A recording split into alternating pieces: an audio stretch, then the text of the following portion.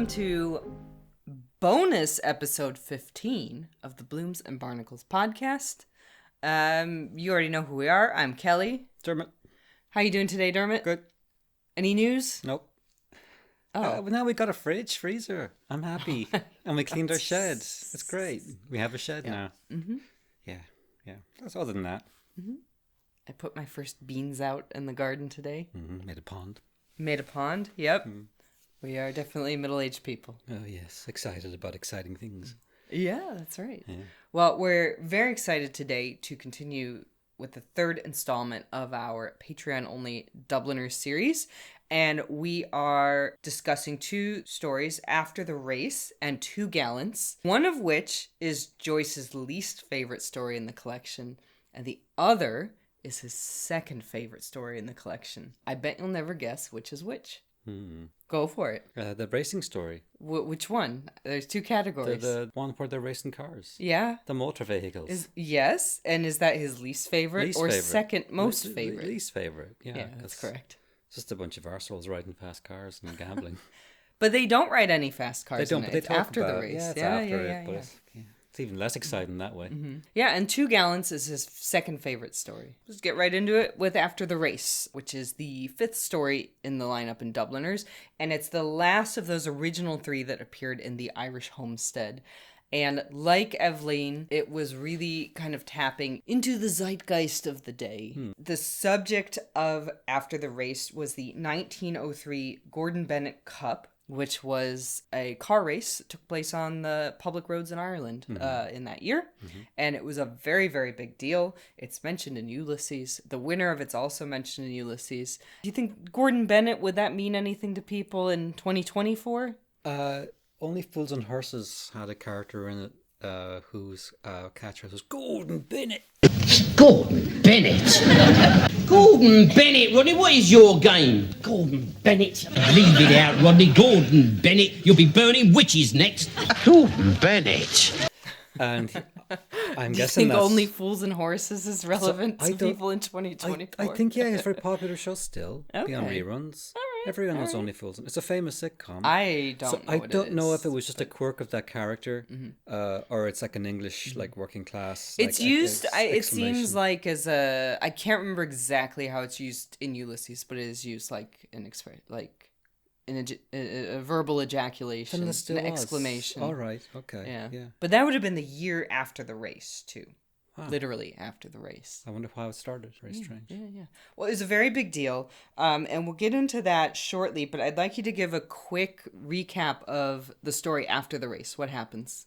Who are the characters? There's an Irish guy who's the well-to-do son of a businessman. A merchant prince, he's described as. Do you remember that guy's name? I do not. His name is Jimmy Doyle. Oh, good for Jimmy. Very forgettable name, I found. So anyway, is that the father or the racer? Jimmy Doyle is the main character in the story. Oh, okay, so he's the son. And he's racing cars because he's got money to burn because daddy's rich. Mm-hmm. And he's racing with a bunch of Euro trash around Dublin on do you remember the names of any of your so-called Euro? Don't. They were probably as annoying in 1903 as they are in 2024. I would avoid that kind of social circle like the plague. And I would advise any person listening, if they have a family member who is dating Euro trash, by which I mean like minor fallen aristocracy or people who fancy themselves better than you. And if you ever end up in a relationship with one, if you have a choice between that or having an intestinal parasite, Jesus Christ. I would go for the intestinal parasite, because an intestinal parasite won't have you out of pocket by the tune of 20, 30, 40, 50 or 60,000 pounds sterling or dollars or whatever your local currency is. You can quote me on that. Okay. 3 times in my life I've encountered people that were mostly women who've dated male Euro trash. Very impressed by the fact that people with hyphens in their names and big estates in England or Europe, but they never have any money, and they're always on the edge of getting it.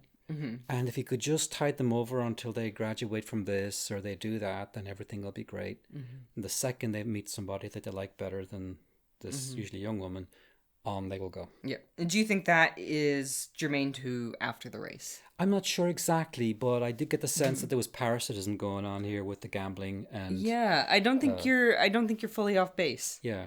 And I think in this case the Irish guy is not himself Eurotrash.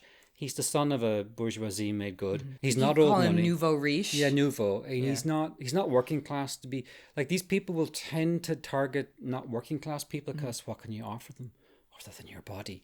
But what they really want are people and successful people from say middle class backgrounds who have a bit of money that they can siphon off. Yeah, And the they're classic scammer very, behavior. very good at it. There's always the chance they will marry the person and you'll get kids who are now born into the lower echelons of the blue bloods. And that's actually probably even worse because then they have you then, you know. Yeah, and you also one person. Let's save the stories for the end. We'll read the story first and I'll save the rest for the end. I really like that idea because I want to get back to the Gordon Bennett race. It actually played a role in Joyce's life because in April 1903, Joyce was in need of a few extra pennies. And he, at that time, would occasionally moonlight as a journalist. You know, all the stuff in Aeolus that we just completed on the regular show, you know, it doesn't come out of nowhere. I think journalism was a real career that he was courted for at one time and ultimately decided against. Or maybe more accurately, the people who would hire him for journalistic assignments decided against because he, as he was in everything else, difficult to work with. But that's a story for another time. In an April 1903 edition of the Irish Times, an interview appeared called, quote, The Motor Derby, and it was credited to a correspondent. And that young correspondent was... James Joyce. That's right. Wow. Yeah. In which he interviewed the French driver, and there are some French names in this. Neither Dormant nor I are native French speakers. So if you don't like the way I've said it, as I always say, record yourself saying it. And we'll play it in the next episode. In April 1903, where do you think Joyce was living? In 1903? Yeah. If it's autobiographical, I'm assuming 1904 is when he meets Nora, right? So in 03, was he in Paris before that? He was in Paris, yeah. So he was able to get a scoop interview with this French driver named Henri Fournier, who was kind of an up-and-coming driver. He was a mechanic in Paris, and motorsport was really in its infancy in this era, as we'll see. So the Gordon Bennett Cup, man, I just reading about it, it was a crazy thing. It was very exciting. It was, I think, an annual race that took place on public roads. Most auto racing nowadays takes place on a closed track. There are ones that don't. You know, I'm thinking of like that motorcycle race in the Isle of Man. Yes. In those days, they didn't close the roads. They just got a bunch of cars, ran them at top speeds over public roads.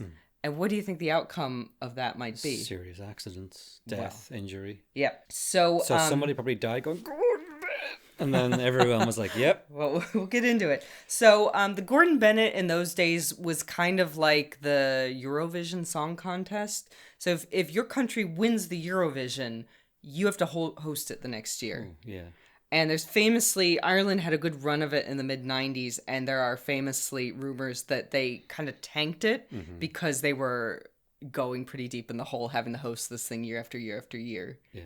My brother's theory, and I kind of like it, is that the Eurovision prizes often, not always, but often are given as a political nod to a country that needs a bit of a pick-me-up. Yeah. And he said the time when Ireland won it so much was when the Good Friday negotiations were in their pre-negotiation phase. And so it was kind of like nudge, nudge, nudge. Ukraine won it. Guess what year? You know what year? Yeah. And I think that's when a solid when you theory. look back on that, it's a theory that makes predictions. That's why it's good. And so we're like going forward. It won't happen every year, but often enough. And I think when Sweden was going into NATO again, Sweden wins. So it's very political. Last year. Yeah, very, very political. Because I know people were like, "Why did Sweden win? That song was okay, but it wasn't like first prize." Good. Yeah. Big scoop. Breaking news. The Eurovision is kind of political. Yeah. But all right. So the Gordon Bennett was like that. In 1902, a British driver had won. Now, the Gordon Bennett had a reputation of being sort of a bloodbath, is one of my articles I read about it described it as. And so the British were kind of did one of these. They went, hey, we don't really want to host this. I think the top speed limit on most British roads was around 12 miles per hour. These speed limits are amazing. But it said previous Gordon Bennett races had seen speeds of up to 50 miles per hour. And as spectators weren't used to being around cars, they would sometimes get run over. And the UK government decided it would be better for the Union if Ireland hosted the race on their roads. Very kind of them. And that was basically how that decision was made. And as a result, in 1903, the Gordon Bennett Cup was held in and around Dublin, mainly on country roads. You know, in Ireland in 1903, approximately how many cars were there in the entire country? 17. Around 100 cars in the entirety of Ireland. That wasn't far And off. so they're like, let's bring this high-speed race to rural Ireland. Wow. Roads mainly occupied by donkey carts and pedestrians. So, not covered in tarmac, I would think. Even they would be mostly like dirt and gravel. And this was a pretty major political push on the part of the Irish government. We'll get into that in a minute, but I kind of want to finish out this story of Joyce's foray into automotive journalism.